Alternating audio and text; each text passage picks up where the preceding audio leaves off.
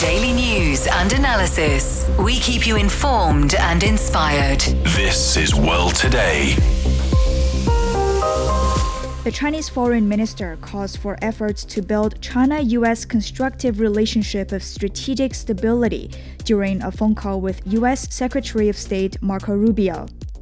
The U.S. declines to extend the key trade deal with Mexico and Canada. And global sea surface temperatures hit record highs for this time of year. Hello and welcome to World Today. I'm Do Hongyu in Beijing. To listen to this episode again or to catch up on previous episodes, you can download our podcast by searching World Today. Our first story. Chinese Foreign Minister Wang Yi says China and the United States should stay firmly on the right course toward building a constructive bilateral relationship of strategic stability. He made the remarks during a phone conversation with U.S. Secretary of State Marco Rubio. Wang said building such a relationship reflects the aspirations of the two peoples, meets the expectations of the international community, and serves the fundamental interests of both countries. Wang said the two countries should extend the cooperation list and narrow the list of problems. He also urged Washington to handle Taiwan-related issues with extra prudence. For more, we're joined by Professor Shending Li with the Institute of International Studies and Fudan University. Thank you very much for joining us, Professor. The Chinese foreign minister called for efforts to build a constructive bilateral relationship of strategic stability, which was a common understanding reached by Chinese President Xi Jinping and U.S. President Donald Trump during their meeting in Beijing in May this year. What is your understanding of this concept, and why does China believe it is beneficial for people of both countries? Well, the two countries, especially through their presidents, committed in their summit in May this year to stabilize their strategic relationship in a constructive way. So, three emphases. One, constructivism. Second, strategic nature. The third is stability. Because these days, China-U.S.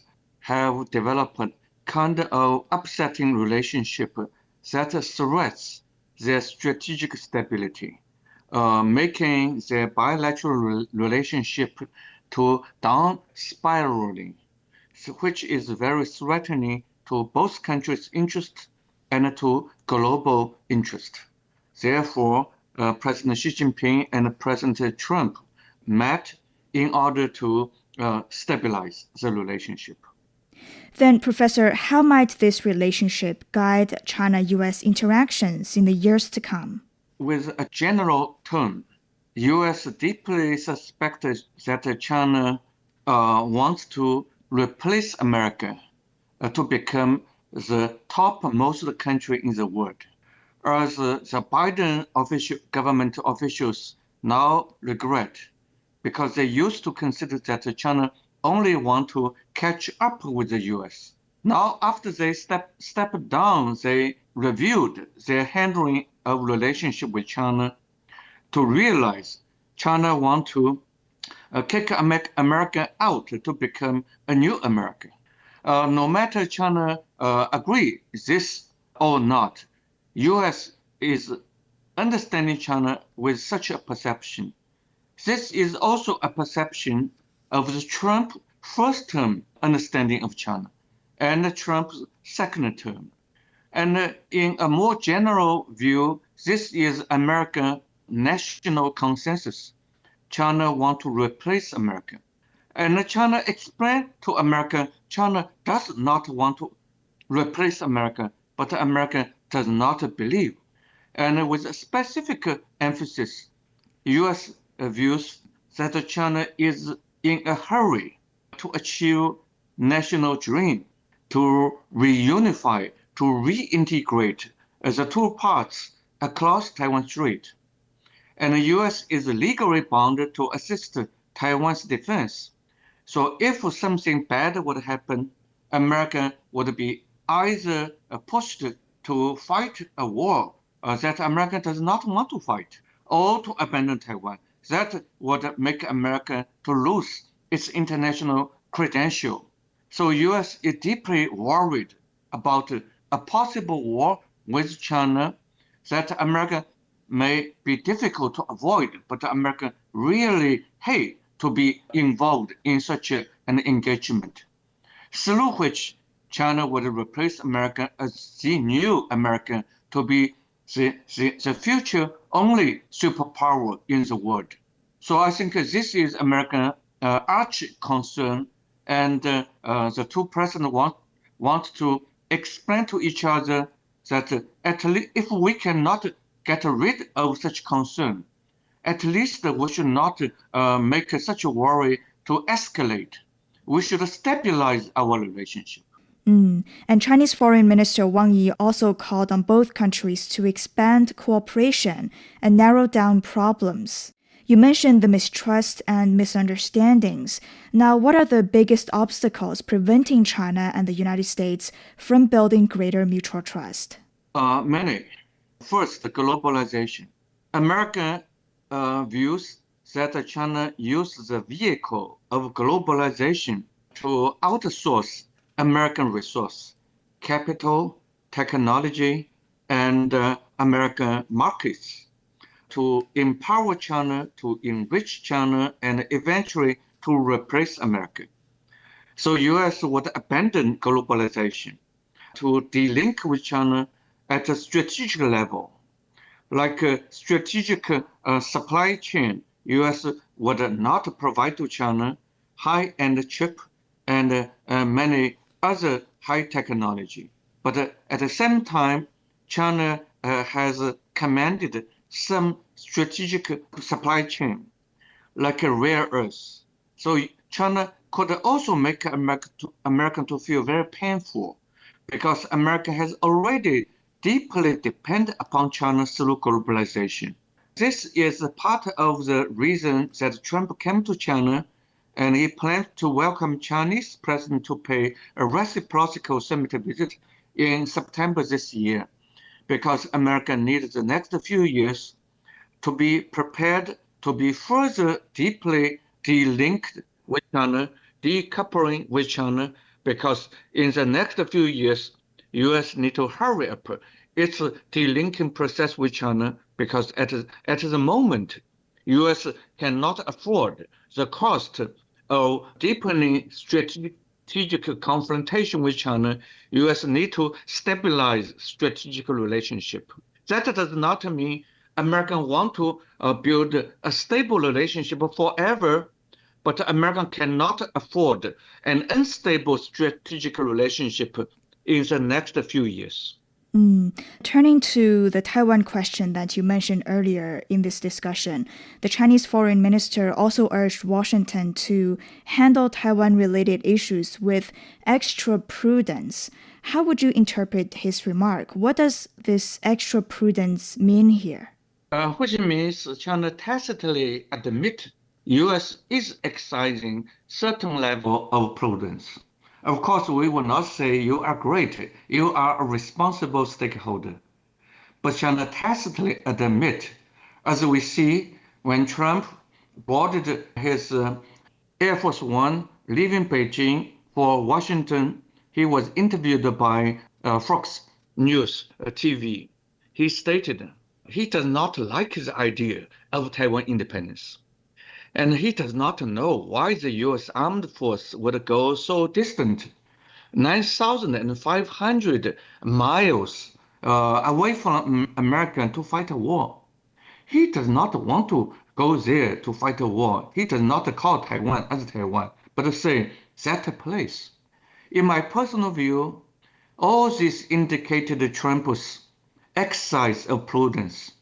He did not say Taiwan. If he said Taiwan, that could be interpreted as Taiwan as a state or as a province. He simply does not mention Taiwan as Taiwan. He could have forgotten what the name Taiwan is, but he could also be very smart, intentionally not give the specific term of Taiwan, but just to say that place. He refused to say, I hate Taiwan independence. I am opposed to Taiwan independence. But he said he does not like Taiwan independence. That's very close to U.S. is opposed to Taiwan independence. But of course, these are two different narratives. And he say he does not like the idea to go that distant to fight a war. All this, in my view, are kind of U.S. prudence, but the Chinese foreign minister stated, you can be more prudent. So let me add a few words to what my foreign minister Wang Yi has stated. Could the U.S. not approve the upcoming arms sale to Taiwan that the both chambers of U.S. Congress, the House and the Senate, each has approved to give Taiwan another lump sum of arms amounting to 14 billion US dollar. Last November, President Trump approved a lump sum of 11 billion, which is the biggest amount of U.S. arms sale to Taiwan since China-U.S. normalized the relationship.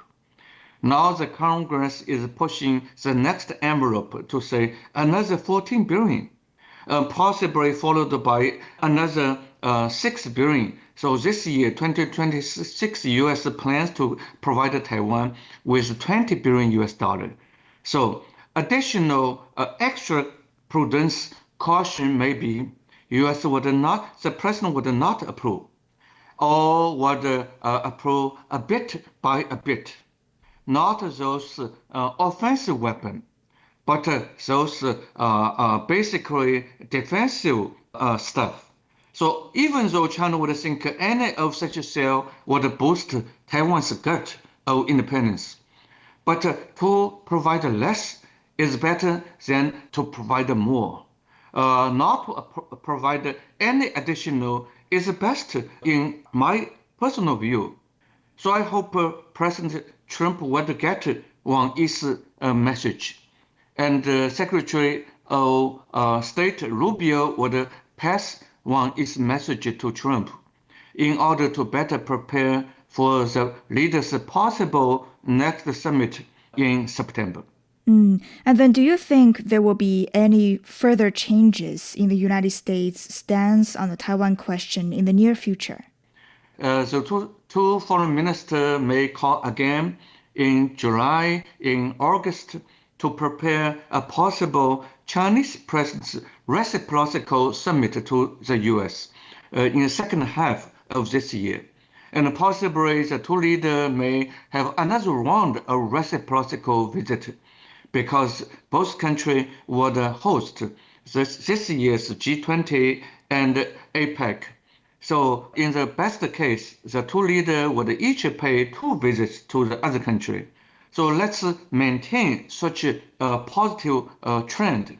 U.S. would exercise extreme caution, and China would encourage the U.S. If U.S. does well, China would respect the U.S. good behavior.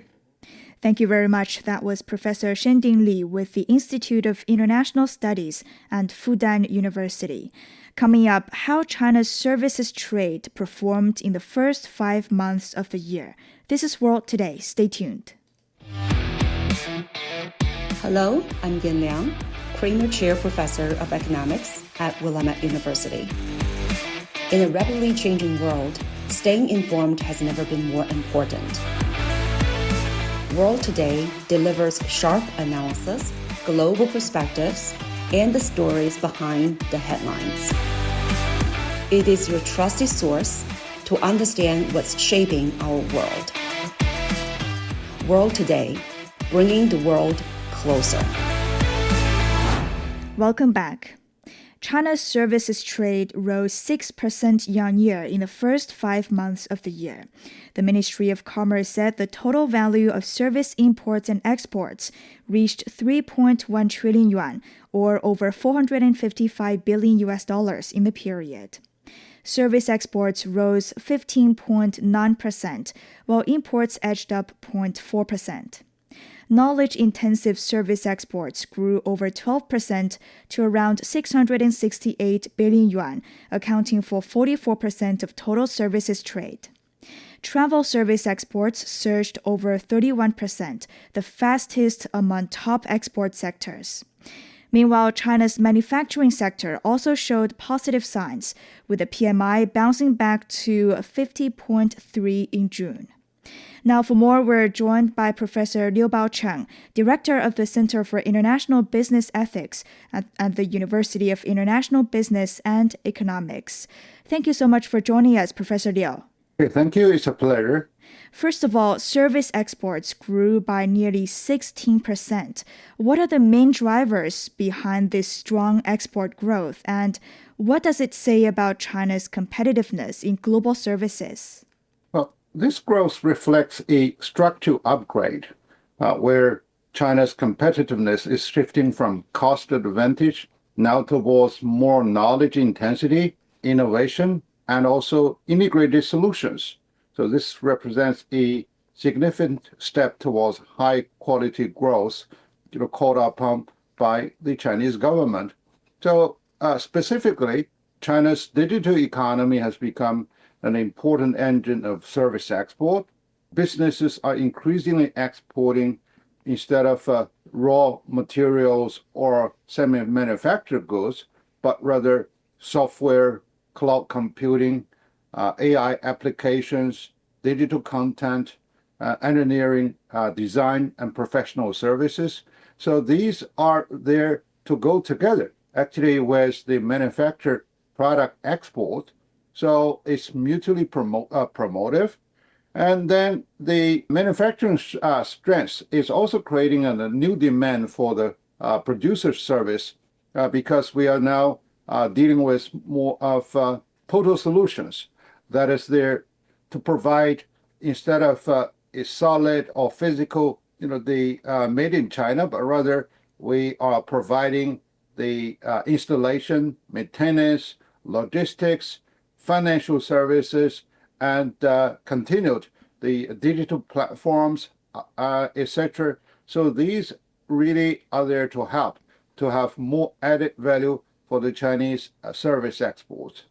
Mm-hmm. Just now, you mentioned a few kinds of services that are in the category of knowledge-intensive services, which now account for 44% of China's total services trade. Why is their rapid growth important now?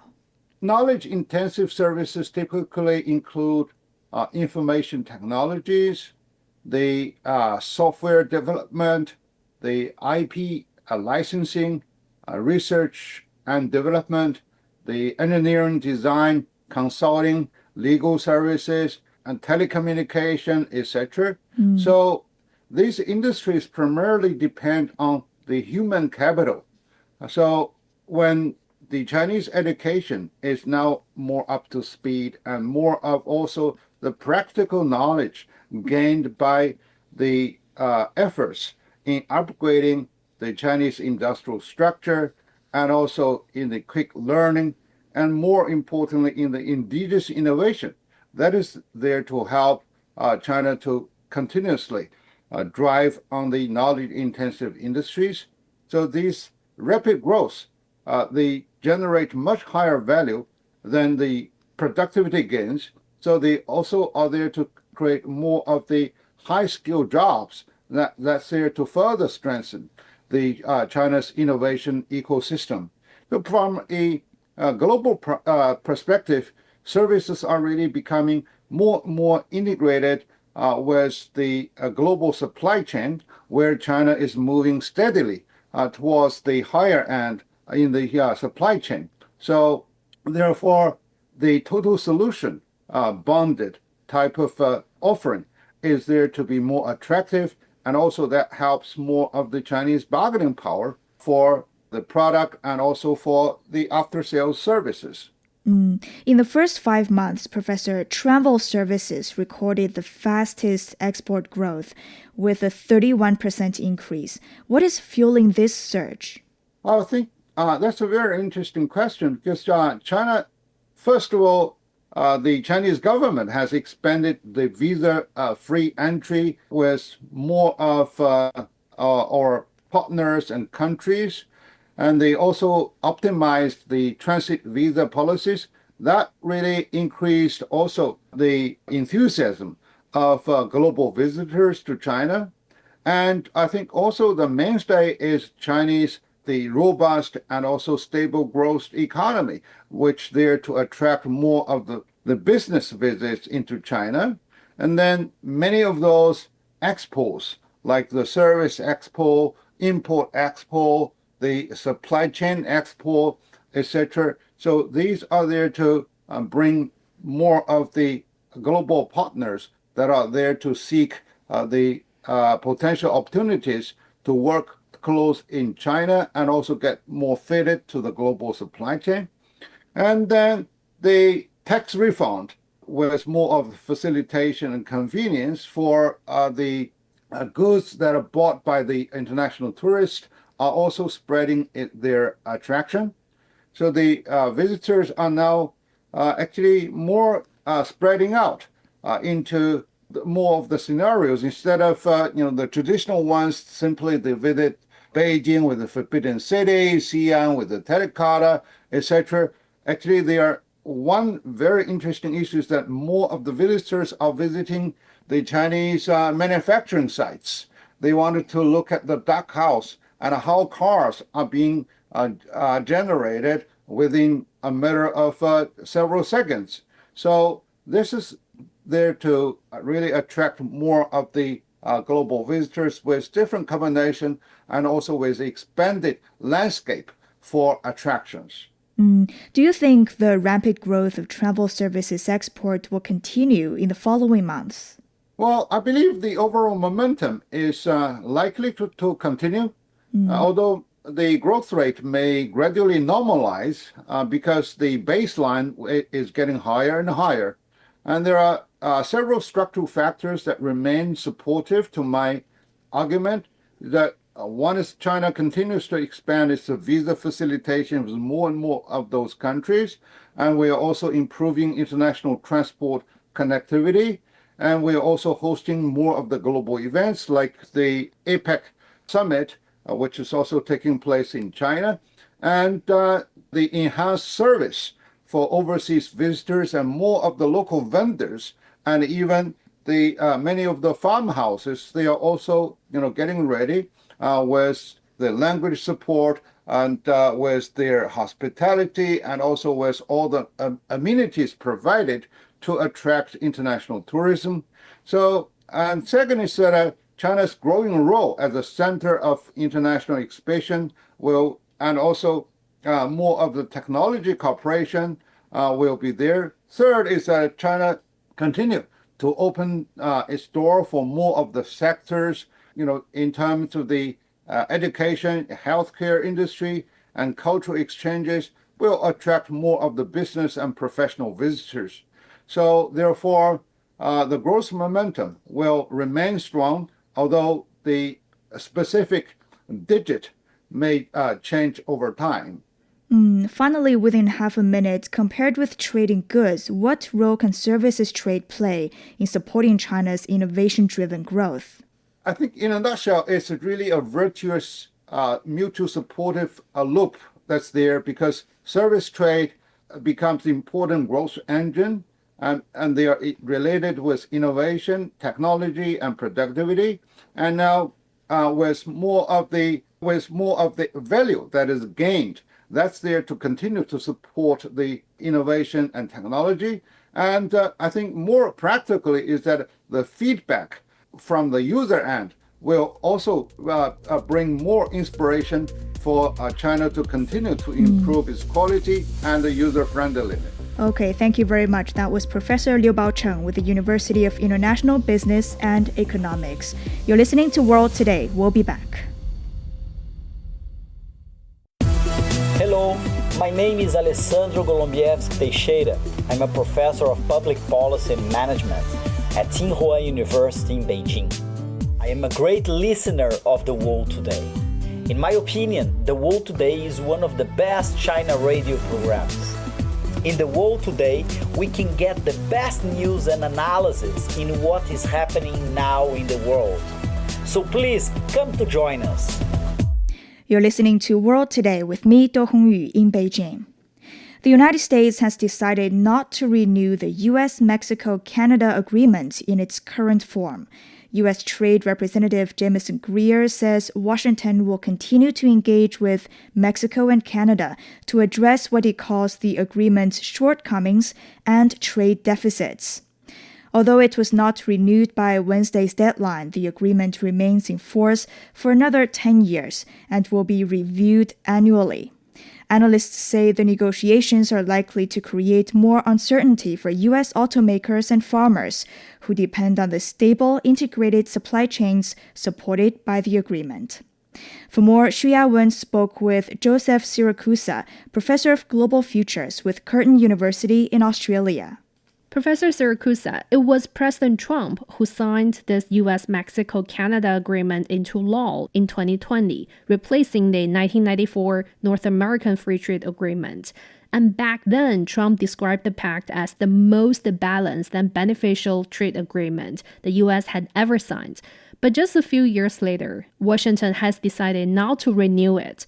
Why has Trump administration soured on the deal? Well, he changes his mind often, as the world community knows. He didn't like it the second time around because it wasn't doing what he wanted to do. Now, bear in mind, but the second time around with these tariffs, he was using them not so much as to readjust the economic landscape.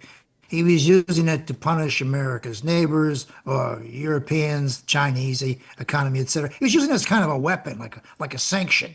So he doesn't like it this time. He's changed his mind, and he reckons that with the annual reviews, because this thing was designed to go for another 16 years. Today is 6 years, so now it's going to be looked at every year. And so it's on a rolling basis. He reckons he has more leverage. But keep in mind, we have 2.5 years left of Donald Trump, so the leverage will be gone. As you said, the agreement now entering an annual review until its expiration in 2036. So what kind of policy uncertainty does that create for businesses, especially, automakers and their supply chains, which rely heavily on the free movement of goods across North America? Well, it creates the one thing that investors don't want to hear, and that's uncertainty, unreliability. They want long-term solutions to problems. For example, creating a supply chain doesn't happen in 3, 4, 5 years. It takes 30 years to establish a proper supply chain. And so this idea of year to year is very unsettling. And one of the things the stock market is that it abhors uncertainty. People who are doing investments want to know where that money is going 6, 12 months down the road. And if you have all these tariffs that are interfering with egg production or car production or alcohol production, steel, aluminum, whatever it is, it upsets the investors who have a tough time explaining this to their customers. What are you going to do? And so this uncertainty creates an imbalance. That is, it unbalances the international community. And Trump knows better than this. He's doing this so as to sort of gain some kind of tactical advantage. In the long term, it means nothing because he's only there for a couple more years. But it's just a way of his exerting his political, not just economic control, but his political impact on the situation. The Trump administration says it wants to negotiate a new agreement rather than simply extend the current one. Then based on what we have heard so far, what are Washington's main demands likely to be, and how willing do you think Canada and Mexico will be to accommodate them? Well, right now, when I listen to the Mexican leader and the Canadian leader talk about this today, they're playing this very cool. They're sort of they're waiting out Donald Trump. Donald Trump, because he only had one term this time around, is sort of a built-in lame duck president. So they're just kind of hanging out for that kind of thing. But look, they're mainly worried about how to accommodate the Americans in terms of core issues, aluminum, steel, egg production, agriculture, and that kind of thing. And the components that go into automobiles, Canada and Mexico do a lot of that kind of thing. And of course, the Canadians retaliated last year and a half ago, with banning the sale of U.S. alcohol in certain provinces. So that was a president a great deal. And so he's trying to manipulate the large picture by saying, look, we need a new deal. He doesn't need a new deal. It is about free trade. Donald Trump says that the free trade agreement does not allow the United States to regain its manufacturing or its industrial capacity. What's changed in terms of industrial capacity and manufacturing is the world has moved on. We are now a globalized world, whether people like it or not. The globalization has taken over the economic process, and Trump sort of denies this, and he wants America to return to this so-called supremacy of manufacturing. It's been 40, 50 years since that was true. So, he's just sort of chasing a pipe dream. Well, Professor, if we look at the figures, according to the U.S. Trade Representative's Office, the U.S. trade deficit with Mexico was nearly $197 billion in 2025, while the trade gap with Canada was over $46 billion. The U.S. cited this persistent trade deficits and also other shortcomings in the agreement as key reasons for the decision not to renew the agreement. So is this U.S.-Mexico-Canada agreement really responsible for those trade imbalances? No, those trade imbalances would have happened with or without this free trade agreement, as a matter of fact. Keep in mind that we have these huge deficits with Canada, our northern neighbor, and Mexico, our southern neighbor. Because the American economy works so well, all the savings, the investment potential, winds up in the United States on the stock market. And because of the attractiveness of the American economy, we're going to have a built-in imbalance. I mean, the imbalance does not disadvantage the American consumer, for example. There is talk about, there's structural problems. That is, there's protection to agriculture and dairy and milk farmers, which disadvantage their American neighbors. Well, that may be so, but that's the way it goes in that part of the world. It's a smaller economy. It's had a long tradition of protecting certain things, the way the United States has used protective tariffs in agriculture and other things. But look, the trade deficits are not a result of the free trade agreement. The free trade agreement was designed to, yes, reduce these deficits, but not eliminate them. There's always going to be a huge deficit. The United States is so large that there's always going to be a trade deficit among its neighbors. Mexico is relatively poor by American standards. Canadians are not poor, but they're dependent also on a lot of American goods going back and forth. And there's a lot of industries in Canada where people in America just drive across the border in the morning, go to work in Canada, and come home at night. So, it's sort of like a free trade zone like we have in Europe. But as I say, blaming this all on these tariffs or on this agreement is sort of a non-starter, because that is not true. And lastly, Professor, very briefly, looking ahead, how do you see North American trade evolving? Are we likely to see a renegotiated trilateral agreement, a separate bilateral deals, or even more fragmented regional trading system? I don't think it's going to change much except for the technique. Locking into a 16-year deal is one thing, but according to Trump's mentality, it deprives him of this hands-on approach. That is, he prefers a rolling negotiations because he sees things happening in the short term, and he would too. But he doesn't want to commit to a long-term thing for a number of reasons. He thinks that by using the rolling negotiations, that he has more leverage. He's on top of the current trends, and he's saying that he can be more responsive to the American consumer that way. Just before we came on air today, I did a little checking, and apparently American farmers, through their 40 associations, have argued that the American agricultural business has gone up 18%. They've exported 18% more with these trade agreements than they did 5 years ago. And they've asked the president, they begged the president not to stop the agreement. So, in the face of reality, Trump's got no position here, but he likes to keep his hands on things. He's got a whole bunch of trade negotiators who've turned this into a lifetime's work. But he's he's set aside the long-term arrangement in terms of the annual rolling negotiations, where he thinks he has a little more control. Also, he thinks he can sort of manipulate that a little bit, particularly politically, if he has to.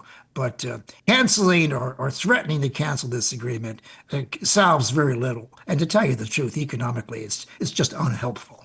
That was Joseph Siracusa, professor of global futures with Curtin University in Australia. Coming up, global sea surface temperatures hit record highs for this time of year. This is World Today. We'll be back. Welcome. I am Chu Zhang, Deputy Director at the Center for Middle Eastern Studies at Fudan University.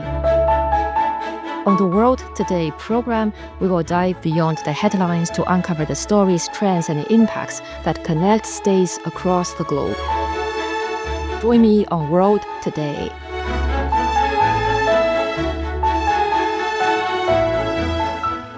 Welcome back. The European Union's climate monitor says global sea surface temperatures have surpassed the previous record highs for this time of year. Data from the Copernicus Climate Change Service shows that the global sea surface temperature reached 20.86 degrees Celsius on June 21st, surpassing the record on the same date in 2023 and 24. The agency linked the new record to the onset of El Nino conditions in the equatorial Pacific, as well as unusually high sea surface temperatures observed in several ocean regions in recent months. Meantime, Europe has recorded over 1,300 deaths linked to high temperatures since June 21st. Now for more, we're joined by Associate Professor Wang Xing with the School of Government and Beijing Normal University. Welcome to the show, Professor Wang. Oh, thanks for having me. First of all, the global sea surface temperatures have reached a record high for this time of the year. Could you explain what has driven this year's record and why ocean temperatures have continued to rise in recent years? Well, one major and immediate driver is obviously the long-term warming climate and the El Nino conditions in the Pacific Ocean, especially in the areas near the equator. And the El Nino releases more heat from the tropical ocean in the Pacific into the atmosphere and changes the global weather patterns. So when El Nino develops on top of an already warmer ocean, it means that it can push global sea surface temperature into a record high. But I think the deeper reason is still the long-term global warming. The oceans have already absorbed most of the excess heat trapped by the greenhouse gases emitted from industrialization. So that means the ocean has or is like a huge reservoir of heat, and heat has been accumulating below and at the surface of the ocean for a long, long time. This is why the latest record is very worrying, and it is reflecting a broader trend, which is that the ocean system is becoming warmer, marine heat waves are becoming more common, and natural events like El Nino, operate more frequently than before. Warmer oceans don't just affect marine ecosystems. This is a global issue. So how do rising sea surface temperatures influence extreme weather events on the land, such as heat waves, heavy rainfall, and tropical storms? Right, you made the right point that warmer oceans mean more heat and moisture to the atmosphere.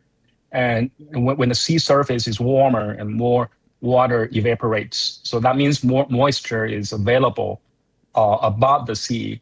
And then they create storms, rainfall systems, and tropical cyclones, which then affect the land area. So, we were talking about the ocean temperature level growing, but in fact, this is not just about ocean, this is about the entire planet. And that can happen in a few ways. One is that warmer oceans can intensify tropical storms, like hurricanes and typhoons.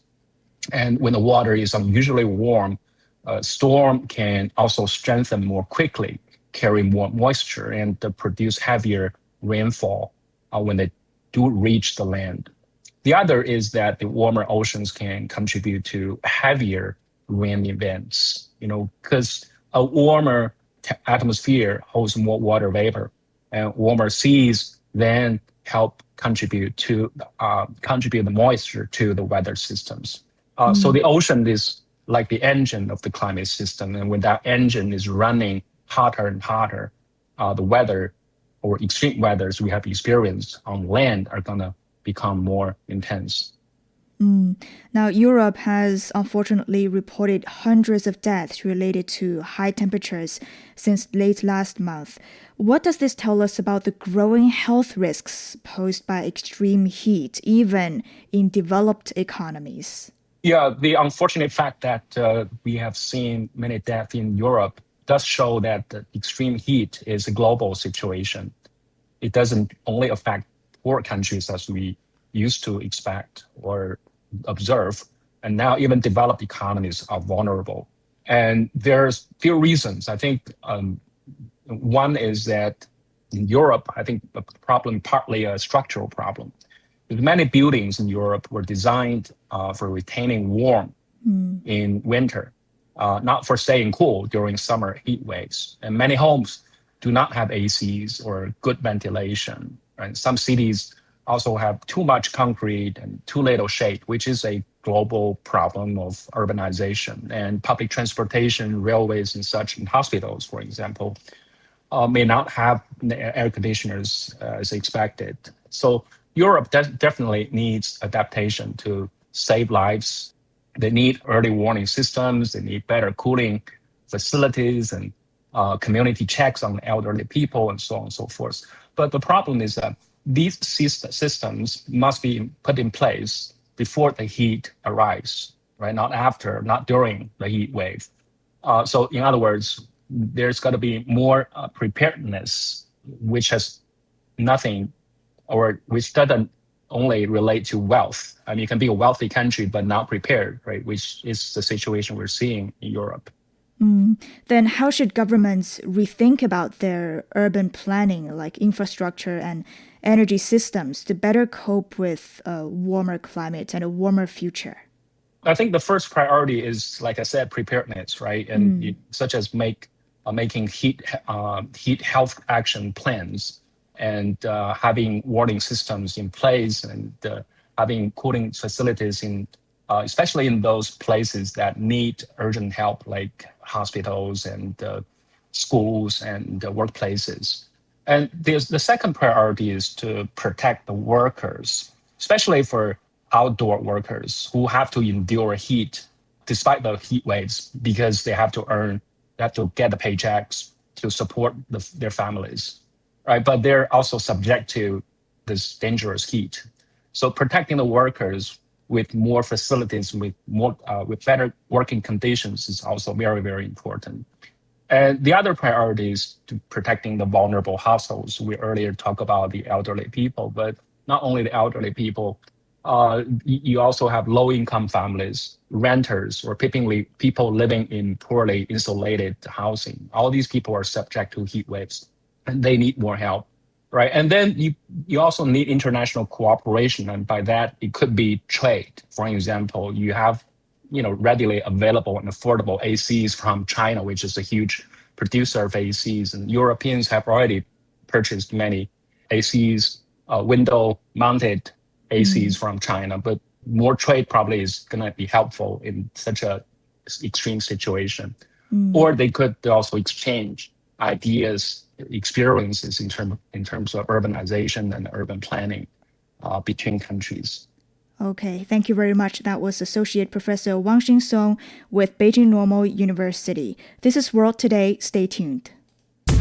Hello, I am Dr. Digby James Wren, a political analyst and international relations scholar specializing in China area studies. World Today offers unmatched in-depth perspectives on China's politics, economics, business, technology and society. World Today's team of reporters and contributors provides valuable information from all of the world's major economies. I hope you can join me on World Today for the very best insights and news from China, on China, and help to build a better understanding of China's role in the world today. China has rolled out a new standard to limit excessive packaging in courier services as part of efforts to curb packaging waste in the country's booming express delivery industry. The policy limits the number of packaging layers and the amount of sealing tape used, depending on the type of goods being shipped. It also sets requirements for box size to better match item dimensions. China has the world's largest express delivery market, handling nearly 200 billion parcels each year. For more, my colleague Lian Qingxuan spoke with Liu Zhiqin, Senior Fellow of Chongyang Institute for Financial Studies and Renmin University of China. So, China has the world's largest express delivery market with nearly 200 billion parcels handled annually. Before the implementation of this new standard, what substantial progress has China already made in the green transformation of express packaging? I think that the standard is very important for China's development. At the moment, we see that many clients or many customers have already complained that over-accessing the packaging of the luggages or other delivery goods. So in this way that we find that many things have been wasted and also take a long time for the customers to open all this package or these parcels. So this is really a big problem and concern for the customer and also for the society, because we need a lot of new materials to supply with this kind of packages and boxes. So this is a very important new standard and regulation for the transformation of China's economic development. And compared with previous policies, what parts of this new standard stood out to you? I think that this standard is very concretely regulated. For instance, from the size of the package, from the materials itself, whether they have been made from paper or from plastic or from other syndicated materials. And also third is very important for all this, the weight of these goods to be delivered. They have already some regulations before, but nowadays they have classified and also specified the concrete requirements for this packaging. And what remains the biggest obstacle to reducing packaging waste? Is it the packaging itself, consumer habits, or the recycling system? I think the problem or big concern or challenge for this industry section lies in two problems. One is that whether these deliveries, the companies that are really concerned, really know the problem they are facing, because they do not know the supply chain from other side, whether these materials can be sustainably supplied with their packaging or whether all this other material can be used for such a same purpose.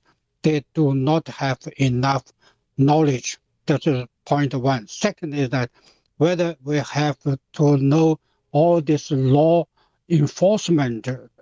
If all these customers, this supply side, they have been under pressure of these regulations, I think their actions and activities will become more self-awareness and self-discipline. This is a very important precondition for this implementation of such standard. And what impact will this new standard have on consumers in their daily use of express delivery, including their delivery experience, packaging convenience, and habits of unpacking and recycling their parcels? This is a very good question, because in China, as we know, in the past 30 years, we have already started recycling and also other environmental protection technologies. The recycling is the major part of this circle. But as I mentioned, that many people, especially for those that the packaging companies and also delivery companies, that they do not have to pay great attention to solve this problem, because they do not know what really risky they are facing. And secondly, they have to feel that the pressure from such standard and regulation. We should say many clients, they even say that, such a standard is only a standard, is only an institutional requirement, not regarded as a law. So the law enforcement is more important than the regulation itself.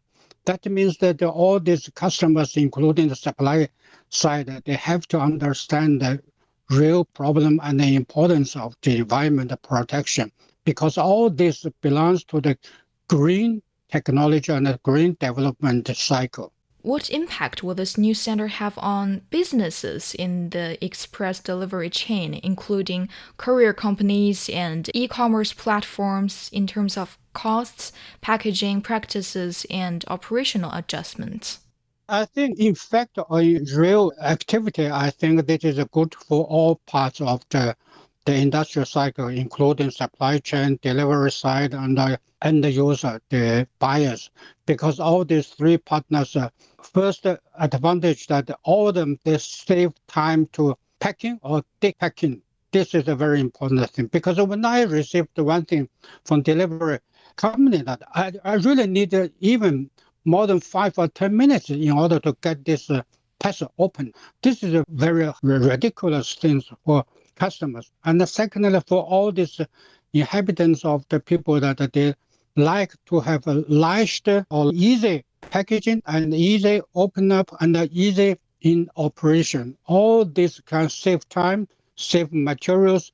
Of course, the third is very important, can save more costs for everybody. Lastly, for packaging manufacturers, reducing excessive packaging may directly affect demand and revenue.